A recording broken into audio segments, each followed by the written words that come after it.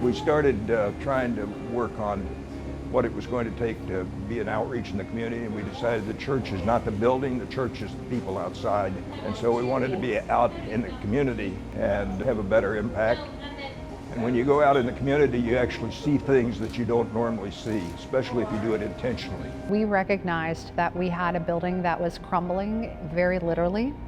And we said, well, what could God do with what we have on this corner of Stafford and Fairfax, and what the people need, which is housing? I'll use the phrase that our lay leader used many years ago when she told the story. She said the congregation went from an attitude of serve us to service. And that at its core is what got this congregation to be willing to say goodbye to their 100-year-old building, to allow for a multi-use building that includes folks who they never would cross paths with otherwise. And so now we have neighbors living above us in one of the 144 units who can live in this neighborhood because this congregation was willing to take service so far outside of what they had ever done before.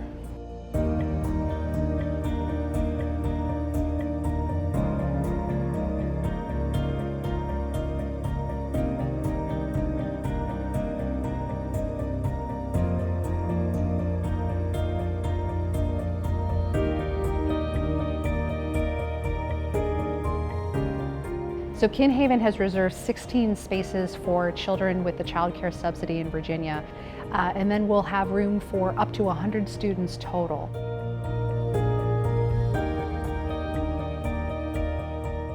There were 7 million affordable homes behind. Half of American renters are rent burdened. Low-income renters are severely rent burdened, paying 50 to 80% of their income on housing. In Arlington, that's very much the case. This is one of the highest opportunity areas in the country. Oftentimes they close the door and they cry because it may be the first time in their lives that they've had their own place, that they live in a place that is safe, that is high quality, and it is relief. These are individuals' homes. We want them to be proud of. We want it to stand the test of time.